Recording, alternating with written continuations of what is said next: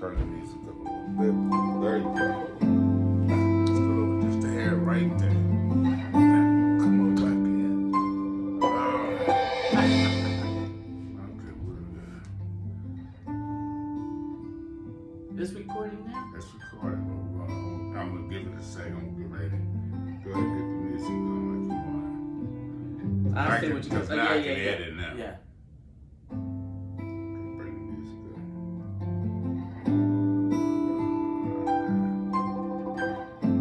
Alright, let's go for it, okay? Hi, I'm Mike Copeland. And I'm Karen Woods. And this is Life with Mike and Karen. I'm really excited today. I was so looking forward to talking. About what today? Well, you said some powerful things today. I mean, the other day when we recorded, and you talked about 3 things. Communication, everybody. Also, knowing who you are and what are you looking for. And we also talked about, just to, regroup on it, dealing with disabilities. So I thought it'd be great if we touch on those things, but then really get into our dating experience. But I wanted to correct something that I thought was so funny. That's why you need a good partner. I said, what did I say about dating? You were saying that I asked you about the dating app, and you were talking about being married and being on the dating app.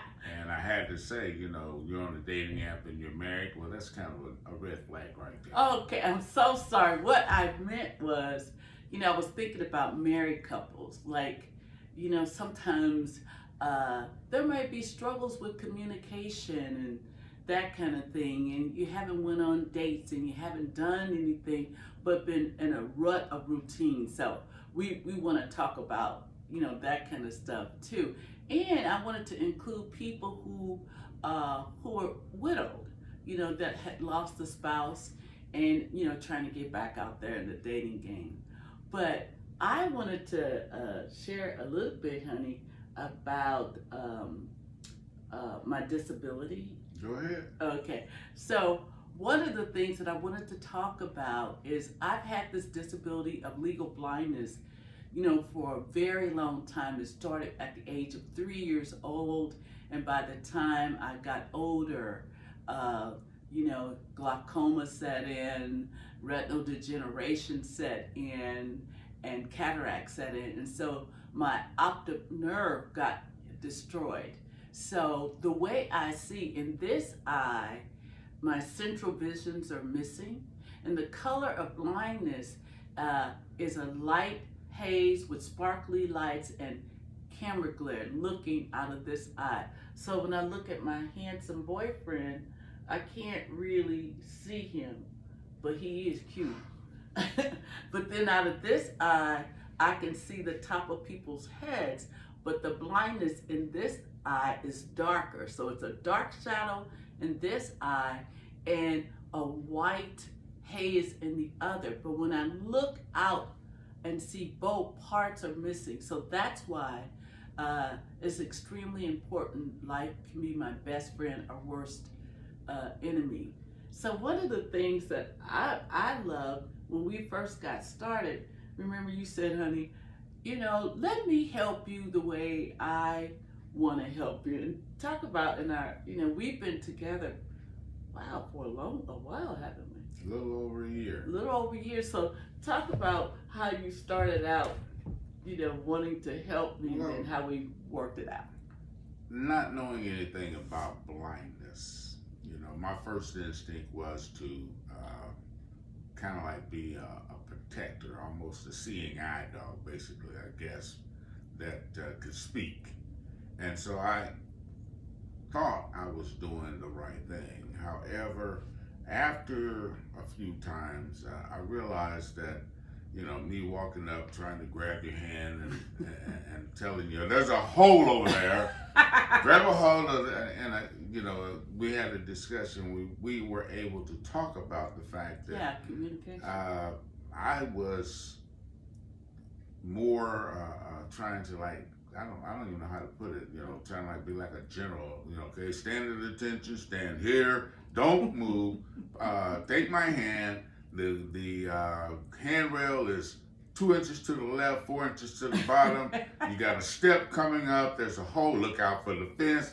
I mean, I really kind of went overboard because I really didn't understand the blindness part, and then dealing with someone that has that disability. I was trying to, I thought I was being helpful, but actually I wasn't. I was actually making the situation worse.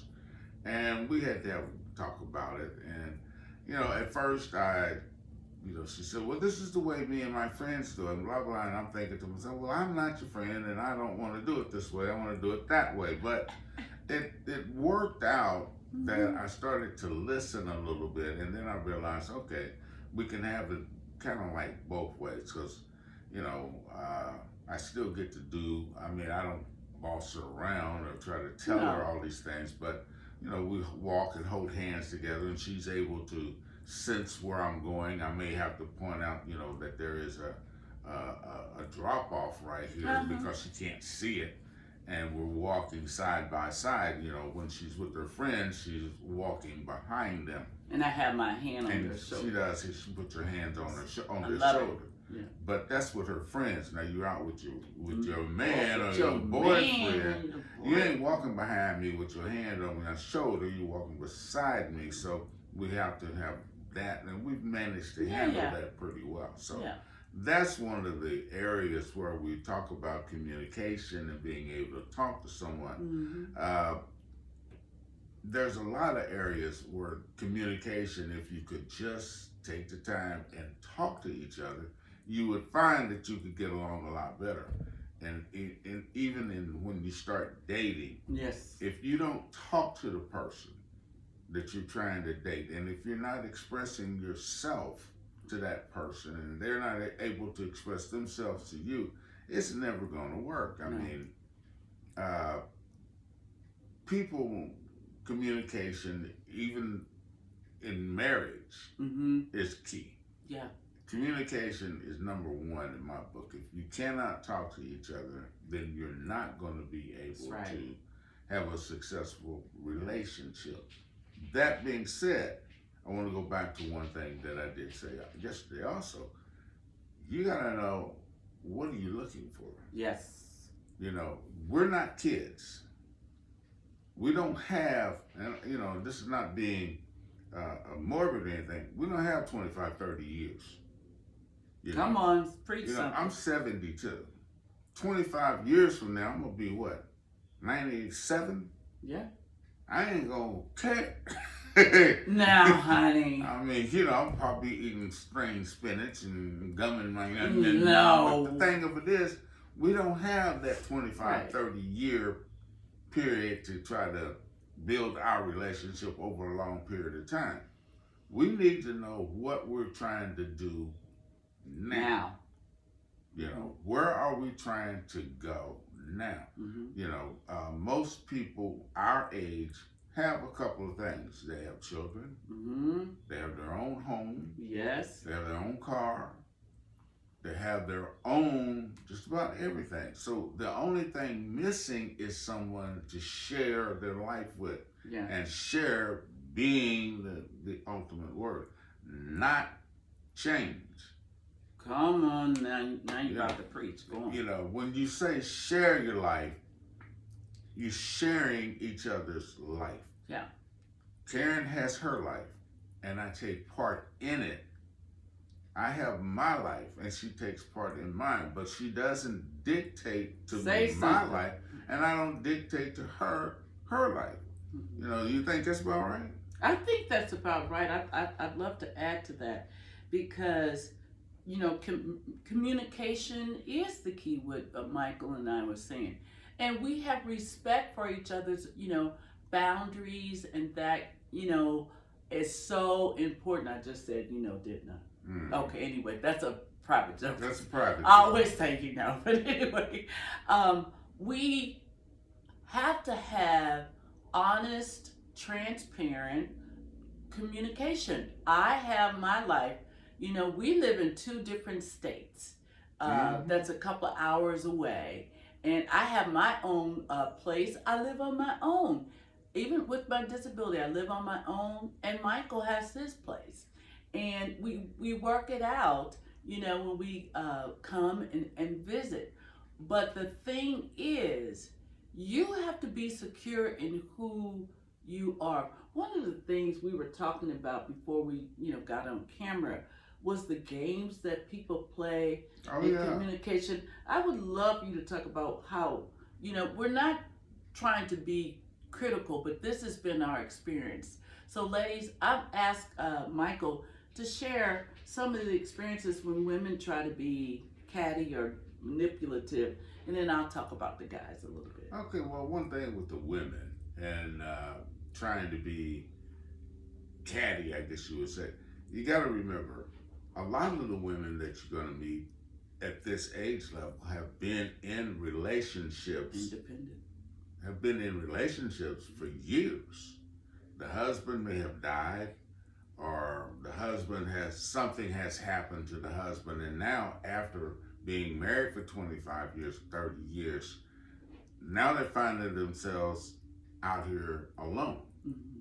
They don't want to be alone, but what they're looking for is a replacement of their husband. Mm-hmm. And I'm not that guy.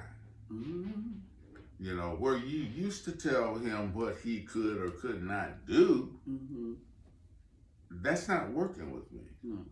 And that may be the point to where you need to decide, am I looking to replace my husband? Am I looking to just have a friend or a companion or somebody to go out to dinner with? If that's the case, then you need to communicate that from the beginning. Because you may run across a man who may be wanting a long-term relationship, or you may run across a man who's only looking for Say it. Tonight. We go out to dinner tonight, we're going to go back to the house. And you know what? Well, you know what, yeah. And then, if we do it again, fine. If not, cool. It's that kind of scene out here today. Even though we're, 60, 70 years old, Mm-hmm. that part of our life has not changed. We still have that desire, and we still enjoy being with each other in that fashion. Mm-hmm. But you need to make sure that whenever you're going out to date or what you're trying to do, you know what you're trying to do. Right. As a man, when I met Karen, I was at the point that I was giving up because I had met too many people that wanted to try to turn me into the image of somebody else. I get up on every morning, I go for a run or a walk, I'll walk my dog, I'll either ride my bike, and this is all before 10 o'clock in the morning. Right. So I get up at 5:30. That's my norm. Mm-hmm. I may stay in bed a little later, but normally I'm up and I'm out and about. So then don't think that I want to change this routine, and don't think that you're going to make me change my routine. Mm-hmm. That's not going to happen. And so there's a conflict building in right there when you're trying to make someone be something that they're not. Because if the person you're trying to talk to has his life and you're trying to change them into something else, then you need to look for somebody else. Right. She had a term, she said, there may be somebody a little further down the road that might be just right for you. Yeah. But right here, I'm not. Yeah. And how is it with you with men? Well, I think you said some good nuggets, man. I hope you guys are receiving it and, from our heart. One of the things in my situation, my husband, died, and I think one of the things I was looking for was a long-term relationship, but I was feeling a little bit uncomfortable because most of the men that were on the dating app, they didn't even read. I have a funny story. They didn't even read that I said I was legally blind, that I have a ministry, that I travel, internationally and all that. they saw my pictures, my workout pictures, and they were modest. What, I wasn't being skanky or nothing like that. Modest, nice pictures and stuff. Thank you. Go ahead. And so, one person had called me. This was hilarious, and they were like, "Hey, baby, before we get started, I want to play some music." So the guy started playing some music, and he was playing his instrument and stuff and letting me hear it. And I was like, okay. And then when he got on the phone, he was like, "I dedicate this song to you." So what he was trying to do was woo me without any connection or communication or anything. So I said, let me let him know. I said, I just want to let you know, did you read my profile? I'm legally blind. And honey, let me tell you, the minute I said that to him, he said, "You blind?" He said, "Okay, bye-bye." And he hung up. So when you don't have an expectation of what you're looking for, and if you don't look at information, you'll begin to, what we do is project, what people tend to do is project what you want the other person to be. And so what I noticed with most men on the app, which was interesting, it felt like they were saying two things, babe. It felt like they were saying, "I want to hit and run, hit and quit it, and then I want to, a long-term relationship." But what they were doing was trying to lead with long-term relationship, but all the more they wanted to hit and quit, and being romantic too soon, baby. "Hey, sweetie." I'm like, dude, I don't even know you. One of the things I love about you is you call me by my name. And so some of it felt manipulative. People were trying to catfish and all of that kind of stuff. We'll talk about that later, but I want to turn it, back to you about, your experience. Well, the number one thing, when I started trying to talk to women, I would meet them. Mm-hmm. Now, my profile showed me in my cycling gear. Mm-hmm. And then I had some other pictures of me in regular clothes, but I'm basically a t-shirt and jean guy. Me too. And when I say I like to eat out, I should have clarified that in the Yeah. app. I like to eat out at mom and pop restaurants, startups. I watch the Cooking Network, and a lot of times there are little small hidden gems within your own city of some of the best barbecue or fish or something like that. Mm-hmm. And I like to try those kind of places out. I'm not one that wants to get dressed up in a suit and tie, or in even what I call dressed up. They got the little derby hat and all that stuff. I'm not into that. To go out and to eat. I like to eat. I like to eat. Now I enjoy food, but I met women that, for one thing, they hadn't been out in a number of years because they had been in a long-term relationship, and that's one of the things you'll find, that women who have been married for 25, 30 years haven't been to the show in 25, 30 years. May not have been out in 25 or 30 years. They've been raising kids, cooking, cleaning, and so forth. So now all of a sudden, this is an opportunity to get out. So naturally, they want to go get their hair done and put on some kind of little dress or outfit and go somewhere and order a $300 or $400 dinner. And God, I can't stand it when somebody says, "Let me see your wine list." And they don't even know what they're looking at. Then they see this stuff called Moscato. At least they have Moscato. And I'm thinking, that shit makes me, that makes me want to puke. I don't know how you're about to drink Moscato, but that makes me want to puke. Yep. And then what bothers me even worse is that these women think that this is making them appear something more than what they are, and it's not. And so I really have to say that when you go out, read the profile, Read it. and make sure you understand. She said in her profile, I'm legally blind, so then don't be like surprised. What, you blind? It's right there. Bye bye. In letters. I gotta go. No. Understand who it is you're trying to talk to. And if the person says, I work out, and that's another funny one. Oh, I work out. You do? Mm-hmm.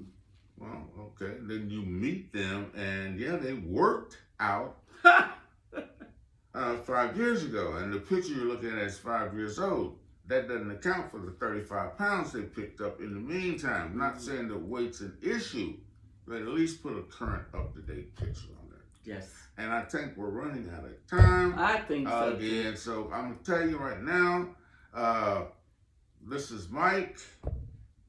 I'm Karen. And this is the end of this episode. We'll talk to you again next time. Bye-bye. Bye-bye. You forgot the music. Too late. I think we don't need the music. Yeah, we do. I wanted it at the beginning, at the end. Okay. And I think I'm going to try to figure out how to do that. Okay. Okay.